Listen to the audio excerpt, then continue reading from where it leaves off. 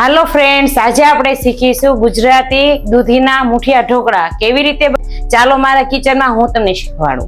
દૂધીના ઢોકળા બનાવવા માટે આપણે દૂધી ખમણીને લઈ લીધી છે, 1 ચમચી આપણે મકાઈ લીધી છે અને 2 ચમચી ચણાનો લોટ લીધો છે, ઘઉંનો લોટ લીધો છે જાડો કરકરો આવે તે, અને આપણે લીધા છે આ અજમા 2 ચમચી, 1 ચમચી તલ, 1 ચમચી ગરમ મસાલો, સ્વાદ પ્રમાણે મીઠું, 1 ચમચી ખાંડ લેશું અને 2 મોટી ચમચી આદુ મરચાની પેસ્ટ, અડધી ચમચી હિંગ નાખશું, અડધી ચમચી હળદર, અડધી ચમચી લાલ મરચું ને 1 મોટી ચમચી ભરીને ધાણા જીરુંનો પાવડર.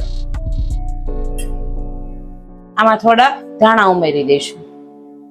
હવે આ બધી વસ્તુને મિક્સ કરી લઈશું.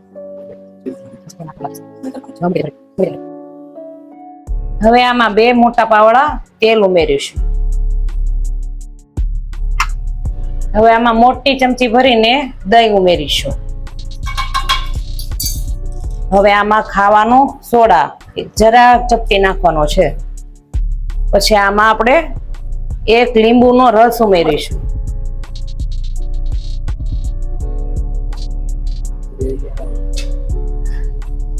હવે આ બધી વસ્તુને મિક્સ કરી દેવાની.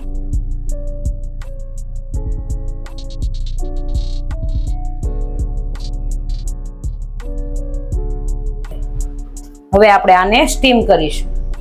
ગેસને ઓન કરી દેવાનો. કઢાઈમાં 1 ગ્લાસ પાણી મૂકીને એમાં જે આપણે લીંબુ નીચેયું હતું એ ફાડું એડ કરી દેવાનું, એટલે આપણી કઢાઈમાં ક્ષાર ના જામે. આ ટાઈપની તમારી પાસે રીંગ હોય તો મૂકી દેવાની, થોડીક વાર સ્ટીમ થવા દઈશું. આ ટાઈપની એક ડીશ લઈ લેવાની, એની અંદર થોડુંક એવું તેલ લગાવી દેવાનું છે, જેથી કરીને આપણા ઢોકળા મુઠિયા ઢોકળા છે ચીપકે નહીં. અંદર એડ અને 1-2 મિનિટ માટે આમ જ ઉપર ઢાંકણું બંધ કરીને રહેવા દેવાનું છે. મુઠિયા ઢોકળા હાથમાં ચીપકે નહીં એ માટે આપણે હાથમાં થોડુંક તેલ લગાવી લેવાનું છે આવી રીતે, અને આપણે ચમચીની મદદથી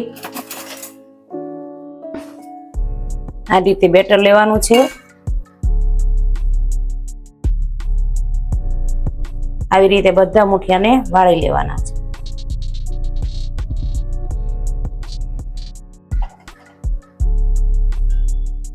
બધા જ મુઠિયાને આવી રીતે આપણે